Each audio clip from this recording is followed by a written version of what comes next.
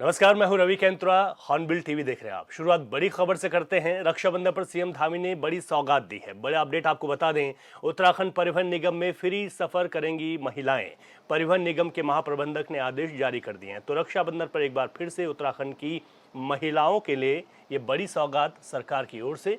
मुख्यमंत्री पुष्कर सिंह धामी ने ये बड़ा एक तोहफा दिया है महिलाओं को। उन्होंने कहा है कि परिवहन निगम अपनी बसों में महिलाओं को सफर मुफ्त में करा, और इसके लिए परिवहन निगम के महाप्रबंधक ने आदेश भी जारी कर दिए हैं। रक्षाबंधन पर सीएम धामी ने बहनों को सौगात दी है। उत्तराखंड परिवहन निगम की बसों में महिलाओं की यात्रा रक्षाबंधन के दिन मुफ्त में रहेगी, यानी कि उत्तराखंड परिवहन निगम की बसों में रक्षाबंधन के दिन महिलाएं मुफ्त में सफर कर सकेंगी। ऐसा आदेश मुख्यमंत्री ने दिया था, जिसके बाद परिवहन निगम के महाप्रबंधक ने आदेश जारी कर दिए हैं। तो उत्तराखंड की महिलाओं को रक्षाबंधन पर यह सीएम की सौगात है। एक और बड़ी खबर का रुख करेंगे, जो कि देहरादून से है। मानसून सत्र की तैयारियों को लेकर सरकार जुट गई है। गैरसैंण में विधानसभा का मानसून सत्र होना है। अनुपूरक बजट सरकार लाएगी। कैबिनेट बैठक में प्रस्ताव को मिलेगी मंजूरी। उपद्रवियों से क्षति वसूली विधेयक पर भी मोहर लग सकती है। कई और अहम विधेयक भी पेश हो सकते हैं। तो मानसून सत्र के लिए विधायकों ने 488 प्रश्न लगाए हैं।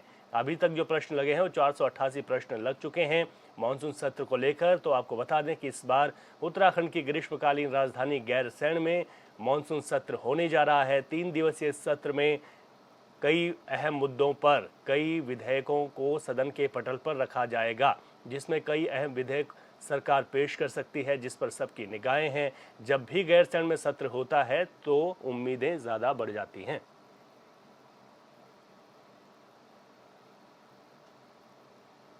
चलिए ज़्यादा जानकारी लेते हैं। हमारे संवाददाता अरुण सैनी फोन लाइन पर हैं। अरुण, गैरसैंण में सत्र को लेकर किस तरीके की तैयारियां हैं, और इस बार गैरसैंण में सत्र पे कितनी उम्मीदें भी उत्तराखंड की जनता को कर लेनी चाहिए?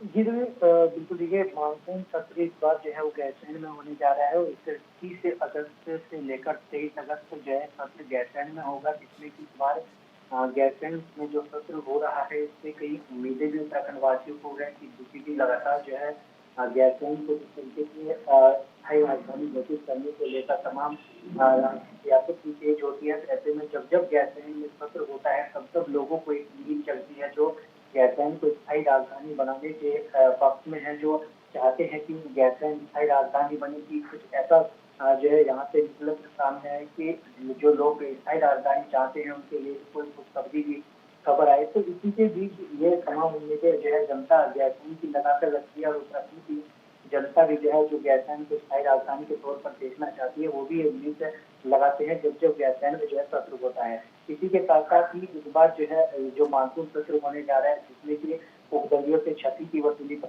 विधेयक है वो भी उस पर भी मोहर लग सकती है। इसी के साथ साथ करीब आधा दर्जन से ज्यादा विधेयक ऐसे हैं जिन पर जो है वो सरकार उन्हें पेश कर सकती है। और गैरसैंण में सत्र जो हो रहा है इसमें करीब विधायकों की तरफ से जो प्रश्न लगाए गए हैं वो 488 प्रश्न लगाए गए हैं, जिसका जो है सवाल जवाब होंगे, और सत्ता पक्ष जो है के मंत्री जो भी हैं वो अपने उनके प्रश्नों का जो है वो जवाब देंगे। तो इस तरीके से जो है मानसून सत्र ये पूरा रहने वाला है, और मानसून सत्र को लेकर तमाम तैयारियां जो है वो शासन के द्वारा की जा रही है। सरकार के द्वारा तमाम व्यवस्थाओं का जायजा भी लिया जा रहा है, तमाम समीक्षा बैठक भी हो रही है किस तरीके की तैयारियां हैं, क्योंकि मानसून सीजन में जो है जिस तरीके से भारी बारिश अभी तक देखने को मिली है, चाहे गढ़वाल मंडल की बात हो या कुल्लू मंडल की, तो ऐसे में गैरसैंण में सत्र कराना की चुनौती भी जो है काफी होगी। तो ऐसे में व्यवस्थाएं भी उस हिसाब से जो है बनानी पड़ेगी, उस हिसाब से तैयारियां भी करनी पड़ेगी। तो इसी को लेकर तमाम तैयारियां जो है वो तेज गति से चल रही है, और लगातार जो है तैयारियां हो जारी है। ठीक है अरुण, बहुत शुक्रिया तमाम जानकारी के लिए आपका। चलिए आगे बढ़ते हैं। उत्तराखंड की ग्रीष्मकालीन राजधानी गैरसैंण में 21 अगस्त से विधानसभा के मानसून सत्र का आगाज होने वाला है। लिहाजा विपक्ष मुद्दों की लंबी लिस्ट लेकर तैयार है, और इन सब के बीच राज्य के पूर्व सीएम हरीश रावत और महिला कांग्रेस का सत्र के दौरान उपवास और धरना प्रदर्शन का कार्यक्रम तय हो गया। इधर सत्ताधारी बीजेपी के नेता कह रहे हैं सीएम धामी तेज गति से विकास कर रहे हैं, फिर धरना क्यों? इस रिपोर्ट से समझिए। हरीश रावत जी उपवास कर रहे हैं। हम लोग कांग्रेस के लोगों से अपील करेंगे कि उनके उपवास में सम्मिलित रहें, और 22 तारीख को महिला कांग्रेस भी वहाँ घेराव का कार्यक्रम रखें।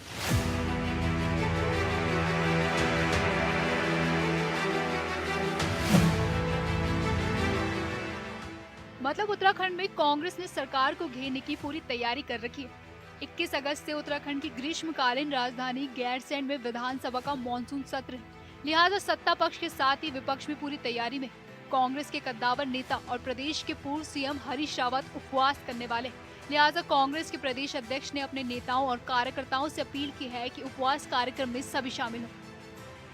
हरीश रावत जी उपवास कर रहे हैं। हम लोग कांग्रेस के लोगों से अपील करेंगे वो उनके उपवास में सम्मिलित रहें।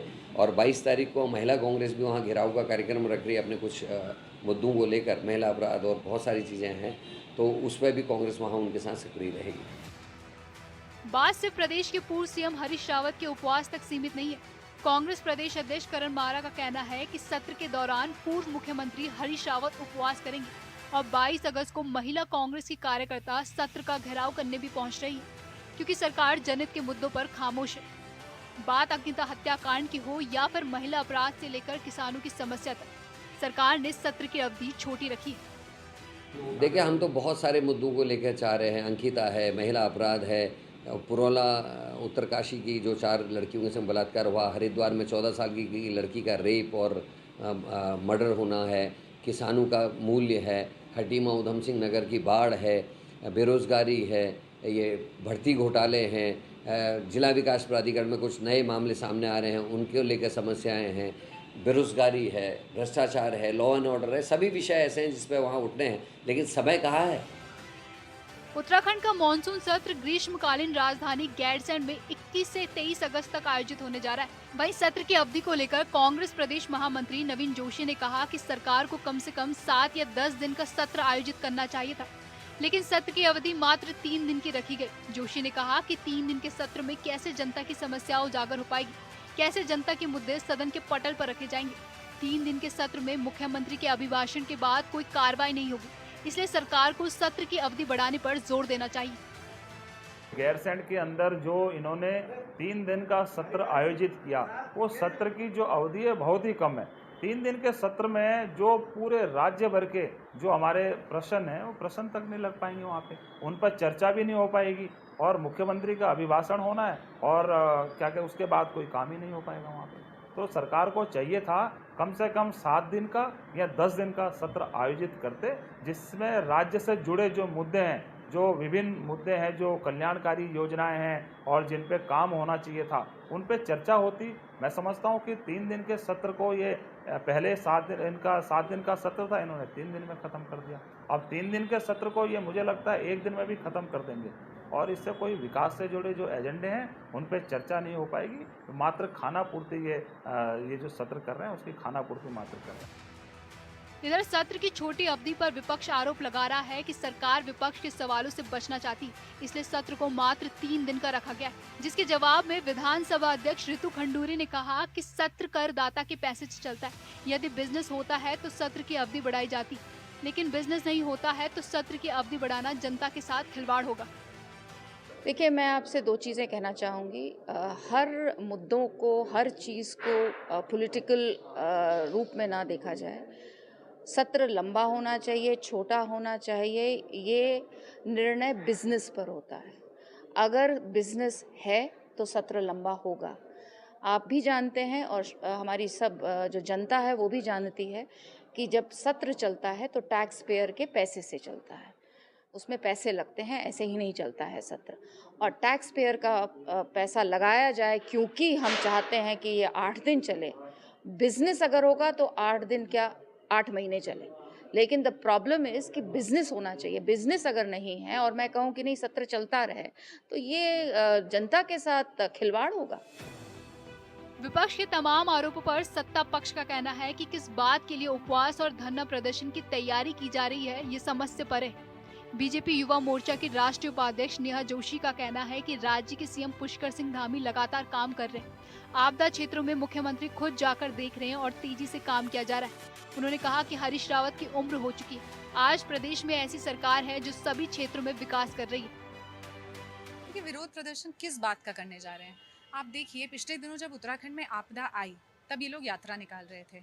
जिस तरीके से डिजास्टर रिस्पांस माननीय पुष्कर सिंह धामी जी के नेतृत्व में हो रहा है, मुझे नहीं लगता कि वो देश में कहीं भी इतना तेज़ी से हुआ होगा। जिस तरीके से SDRF, NDRF, पूरा प्रशासन, आपने देखा होगा मुख्यमंत्री जी खुद केदारनाथ रुद्रप्रयाग में मौजूद थे और मॉनिटर कर रहे थे। और जब मुखिया स्वयं मौजूद होता है तो जो गति होती है वो अलग होती है। वो गति हमने इस प्रदेश में देखी।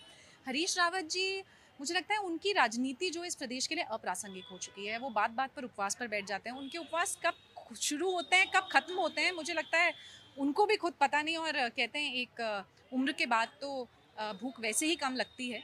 तो हरीश रावत जी उपवास करें या हरीश रावत जी कोई तपस्या करें, बात यहाँ पर यह है कि आज इस प्रदेश में ऐसी सरकार चल रही है जो उत्तराखंड की मातृशक्ति का, उत्तराखंड के युवाओं का, उत्तराखंड के हर एक व्यक्ति का जो इस समय आपदा से जूझ रहा है उसका ख्याल रखती है। ये बात वो कभी मिटा नहीं सकते, कोई इसको नकार नहीं सकता। और यही कारण है कि जनता उनको बार बार रिजेक्ट करती है। किसी भी प्रदेश में विपक्ष का काम है कि सरकार से सवाल करना, जो उत्तराखंड में विपक्ष करने की तैयारी में है। लेकिन सवाल है विपक्ष के सवालों पर सरकार की तैयारी कितनी है। हाल ही के दिनों में आपदा, महिला अपराध सहित कई विषय हैं जिस पर विपक्ष सरकार को सत्र के दौरान घेरने की तैयारी कर रहा है। लेकिन इसमें कोई शक नहीं कि राज्य के मुखिया पुष्कर सिंह धामी खुद ही आपदा सहित अन्य विकास कार्यों को लेकर लगातार अधिकारियों के साथ बैठक कर दिशा निर्देश दे रहे हैं। Bureau report, hornbill TV. मौसम विभाग ने रविवार को प्रदेश के 10 जिलों में भारी बारिश का अलर्ट जारी किया है। मौसम विभाग के निदेशक विक्रम सिंह ने बताया कि चमोली और बागेश्वर में भारी बारिश की संभावना है। वहीं अगर बात करें उत्तरकाशी, रुद्रप्रयाग, देहरादून, टिहरी, पौड़ी, नैनीताल, चंपावत और पिथौरागढ़ में भी कहीं कहीं भारी बारिश हो सकती है। इसके अलावा अन्य जिलों में गर्जना के साथ आकाशीय बिजली चमकने की भी आशंका है। मौसम विभाग ने इस दौरान लोगों से विशेष सावधानी बरतने की अपील की है। कहीं जो लोग हैं आवागमन कर रहे हैं वो बहुत सावधानी रखें। रास्ते बंद होंगे कहीं कहीं पर, इन डिस्ट्रिक्ट्स में खासकर जहाँ पे भारी से बहुत भारी वर्षा है, या इसी तरह घाट गदरों में भी पानी बढ़ेगा। तो जो लोग उसके आसपास रह रहे हैं या जो लोग इसमें क्रॉस करने या इस तरह की जो पार करने की जो नदी नालों को वो कोशिश ना करें, तो कहीं ना कहीं चपेट में आते हैं। इसी तरह जो लैंडस्लाइड जोन है उनके आसपास रह रहे हैं उनको भी काफ़ी सतर्क रहने की ज़रूरत है। तो कल और परसों जो एक्टिविटी वेदर की वो बढ़ेगी। तो यही मैं अभी कहना चाहूँगा। नमस्कार। और चमोली बद्रीनाथ कमेडा के पास बाधित हुआ है। कर्णप्रयाग में उमा महेश्वर आश्रम के पास भी ये मार्ग बाधित है। आपको बता दें ये बड़ी खबर, दोनों स्थानों को खोलने में BRO जुटा हुआ है। तो ये बड़ा अपडेट आपको बता रहे हैं, जहां पर पहाड़ों में हो रही लगातार बारिश के बाद कई मार्ग अवरुद्ध हो गए हैं। कर्णप्रयाग में उमा महेश्वर आश्रम के पास भी मार्ग बाधित हो गया है। तो यहाँ पर लगातार लैंडस्लाइड हो रही है। पहाड़ी से मलबा आने पर ये मार्ग बंद हुआ है। इन तस्वीरों में आप देख सकते हैं कि पहाड़ों पर जिस तरीके से लगातार बारिश हो रही है, उसके बाद इस तरीके की खबरें सामने निकल कर आ रही हैं। लोगों को काफ़ी दिक्कतें हो रही हैं, आवाजाही में भी परेशानी हो रही है। मार्ग बाधित होने से जो आवागमन है वो पूरी तरीके से बाधित हो गया है। कई जो गाँव हैं, जो संपर्क मार्ग हैं, उनसे भी संपर्क टूट गया है। बागेश्वर रवाईखाल से कमोल जाने वाली सड़क बंद हो गई है। लगातार पहाड़ों पर हो रही बारिश के बाद ये सड़क बंद हुई है। तो ये बड़ी अपडेट आपको बता दें, जहां पर ग्रामीणों को परेशानी का सामना करना पड़ रहा है।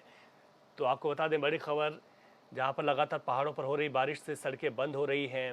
और आप देख सकते हैं किस तरीके से पत्थर और बड़े बड़े बोल्डर्स जो हैं इन सड़कों पर आ गए हैं। अभी भी आने वाले दिनों में मौसम विभाग ने भारी बारिश का अलर्ट जारी किया है। तो ऐसे में ये दुश्वारियां और ज़्यादा बढ़ सकती हैं। तो इस वक्त पहाड़ पर जीवन बिल्कुल पहाड़ जैसा ही है, कठिन जीवन है। लोगों के आवाजाही जो पूरी तरीके से बाधित है, अपने कामों के लिए लोगों को जो जाना पड़ रहा है उसमें काफ़ी दिक्कतें लोगों को उठानी पड़ रही हैं। रवाईखाल से कमोल जाने वाली सड़क बंद है और यहाँ पर आवाजाही बंद हो गई है। तो लोगों का जो संपर्क है वो मेन बाज़ारों में इधर उधर जाने पर पूरी तरीके से टूट गया है, क्योंकि पहाड़ पर लगातार बारिश जारी है। उत्तराखंड देवों की भूमि है, यहाँ कण कण में देवताओं का वास है, इसलिए देश विदेश से श्रद्धालु उत्तराखंड का रुख करते हैं। बात करें उत्तरकाशी के केलसू घाटी की, तो यहाँ वासुकी नाग को ग्रामीण अपना सब कुछ मानते हैं। कहते हैं नागों के राजा ही उनके अच्छे बुरे का फैसला करते हैं। इस रिपोर्ट में देखिए।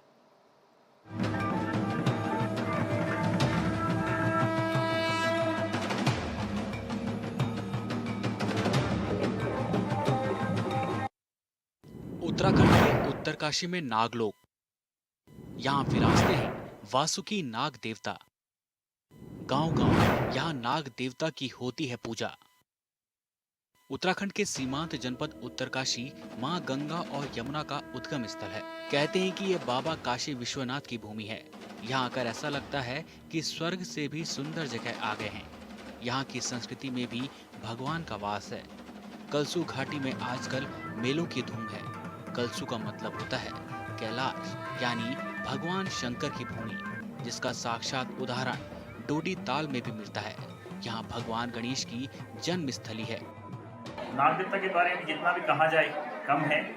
मैं योग शिक्षक हूँ और जो नाग जो कहा जाता है वो कुंडली योग में भी इसका है और बहुत इसकी महिमा है। मैं बचपन से हम लोग बहुत मानते हैं। गांव-गांव में प्रत्येक गांव में नाग देवता की स्थापना हुई है और इसके पुजारी जो हैं उसको विशेष तौर पर नोटियाल लोगों को चुना गया है। नाग के जो पुजारी है वो गणेशपुर से आता है पूजा करने के लिए। तो इसकी विशेषता जितनी भी कहा जाए कम है। तो इसको तो हम सब कुछ इसी को मानते हैं, नाग देवता को ग्राम देवता मानते हैं हम उनको।